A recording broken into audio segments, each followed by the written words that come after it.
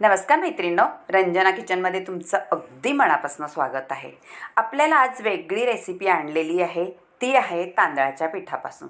1 वाटी तांदळाच्या पिठापासून अशी छान अशी नाश्त्यासाठी म्हणा किंवा संध्याकाळच्या आपल्याला भुकेसाठी सुद्धा ही रेसिपी पटकन होणार आहे। जास्त काही वेळ सुद्धा लागत नाही आणि त्याच्यासाठी आपल्याला काही जास्त पदार्थ सुद्धा लागत नाही। असं आपल्याला एक रेसिपी बनवायची आहे। तुम्ही नक्की व्हिडिओ संपूर्ण पहा, तुम्हाला ही रेसिपी नक्की आवडेल, झटपट होणारी। आता 1 वाटी तांदळाचं पीठ घेतलेलं आहे पहा एवढं, आणि त्याला आपल्याला काय करायचं आहे ते पाहू। आता एक मी मिक्सरचं भांडं घेतलेलं आहे मोठं असं, त्याच्यामध्ये आपल्याला घालायचं आहे 1 वाटी तांदळाचं पीठ, आणि ह्याच वाटीने आपल्याला सेट करून दुसरे पदार्थ घालायचे आहेत। अशीच दुसरी वाटी आहे, त्यापासून मी घेतलेले आहे त्याच्यामध्ये रवा 1 वाटी, आणि 1 वाटी आहे दही। तिन्ही वाट्या सेम आहेत म्हणून त्याच वाटीने मी सेट केलेलं आहे आणि घालून घेतलेलं आहे। आता आपल्याला त्याच्यात पाणी घालायचं आहे, त्याच वाटीने 1.5 वाटी एवढं पाणी घालायचं आहे, जास्त पाणी घालायचं नाही। एवढं पाणी पुरेसे आहे।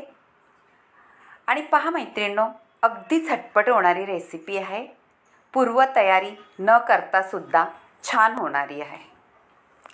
आता आपण त्याच्यामध्ये हिरव्या मिरच्या घालायच्या आहेत 2-4, चवीनुसार आपल्याला जेवढं तिखट पाहिजे तसं। 2-4 पाकळ्या लसणाच्या आणि आल्याचं 2 तुकडे, ते असे कापून मी घालते, म्हणजे त्याच्यात छान बारीक होतं ते। असे तुकडे घातले तर काही मिक्सरमध्ये भांड्यात बारीक होत नाही, म्हणून असे तुकडे करून घातलेले आहेत। आता छान आपल्याला मिक्सर फिरवून घ्यायचं आहे आणि बारीक असं वाटून घ्यायचं आहे। आणि ह्याच वाटीने आपण सगळं सेट केलेलं आहे, त्याच वाटीने आपल्याला सगळे जिन्नस घालून घेतलेले आहे। आता बारीक वाटून घेऊ, छान असं पहा झालेलं आहे वाटून। मिरची, अद्रक आणि लसूण ते सुद्धा त्याच्यात घातल्यामुळे छान बारीक वाटलेलं आहे। आणि एवढंच आपल्याला ते बॅटर ठेवायचं आहे, जास्त पाणी वगैरे काही घालायची गरज लागत नाही। आता एक भांडं घ्यायचं आहे आपल्यात, त्याच्यात ओतून घ्यायचं आहे, ते सगळं ओतून घ्यायचं आहे व्यवस्थित असं। पहा, सकाळच्या भारीसुद्धा तुम्ही लवकर उठल्या नाहीत तरीसुद्धा ही रेसिपी पटकन होणारी आहे आणि नाश्त्यासाठी करू शकता तुम्ही, आणि पोटभरीची पण आहे, कारण त्याच्यात तांदळाचं पीठ आहे। आता त्याच्यात आपण घालायचं आहे चवीनुसार मीठ। मीठ आपल्या अंदाजाने घाला, जसं तुम्हाला वाटतंय तसं, पण 1 चमचाभर मीठ पुरेसं आहे। आता सगळं छान आपल्याला मीठ विरघळून घ्यायचं आहे त्याच्यामध्ये। मैत्रिणींनो, माझ्या रेसिपी तुम्हाला आवडतात का हे मला कमेंटमध्ये जरूर कळवत जा। आणि छान साध्या सोप्या रेसिपी आहेत, झटपट होणाऱ्या आहेत। आता मीठ विरघळलेलं आहे आणि छान आपल्याला झाकून ठेवायचं आहे। दुसरी आपण तयारी करू पहा, कारण आपण आता त्याच्यासाठी एक गॅसवर भांडं ठेवून घेणार आहे, गॅस पण लावणार आहे आपण, आणि त्याच्यात आपण ओतणार आहे गल्लासभर पाणी। पाणी छान गरम उकळून द्यायचे आपल्याला, आणि एक ताट बघायचं आपल्याला त्याच्यावर सेट होतंय का। छान असं ताट सेट झालं का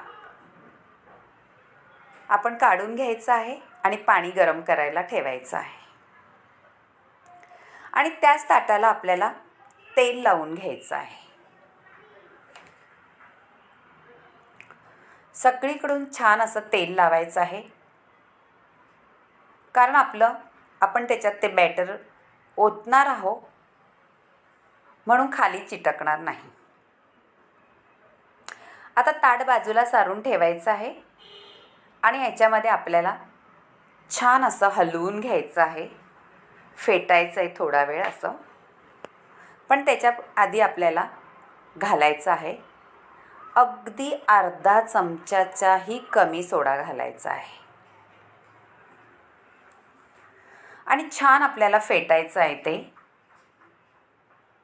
जेवढं तुम्ही फेटाल तेवढी ती रेसिपी अगदी कापसासारखी मऊ लुसलुशीत अशी होते आणि त्याला जाळीही छान पडते.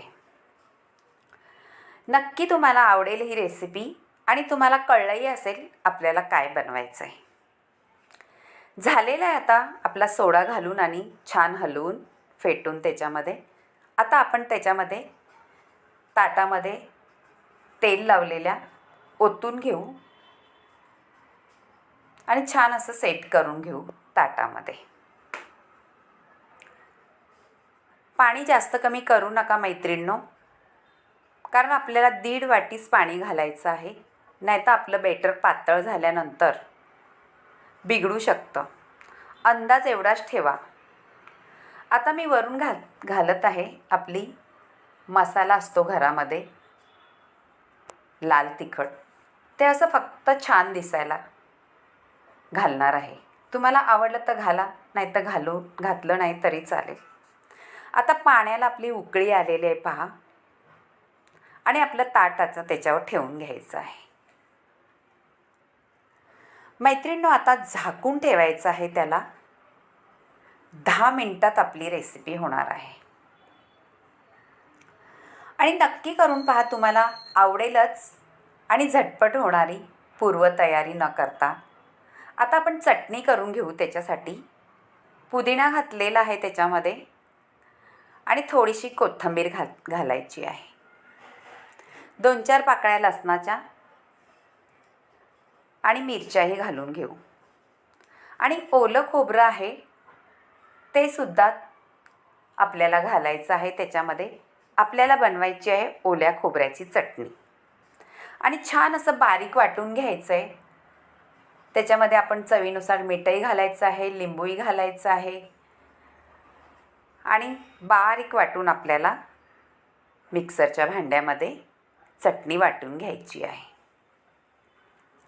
आता आपण पाहू आपली रेसिपी कशी झाली.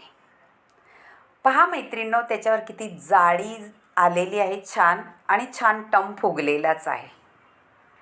हा आपण करून घेतलेला आहे तांदळाच्या पिठाचा ढोकळा. पूर्व तयारी न करता झटपट होणारा. आपण टूथपिक टाकलेली आहे, तिला काहीही चिटकत नाही, याचा अर्थ आपला ढोकळा तयार झालेला आहे आणि आपण आता काढून घेऊ, थंड करून घेऊ. गॅस बंद करायचा आहे आणि थंड करायला ठेवायचा आहे. तुम्ही पाहू शकता किती मस्त झालेला आहे ढोकळा.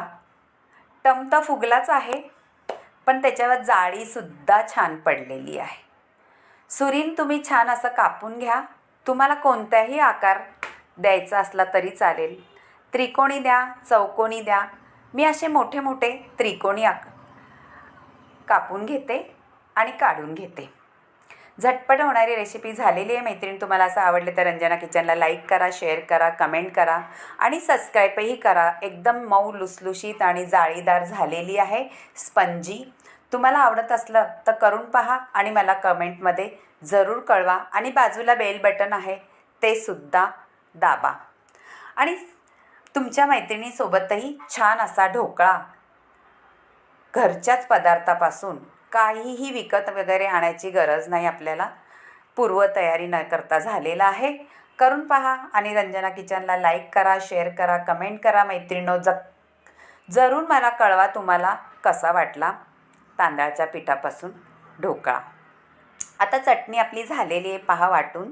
ती सुद्धा मी त्याच्यात खायला घेणार आहे आणि खाऊनसुद्धा दाखवणार आहे जाळीदार ढोकळा कसा झालेला आहे. पहा छान तुकडे करते मी आणि त्याच्यात जाळीसुद्धा किती छान पडलेली आहे आणि असा खुसखुशीत पण झालेला आहे मस्त, तेवढाच खमंग. नक्की करून पहा. बाय. आता भेटूया पुढच्या रेसिपीत अशीच काही. Bye bye.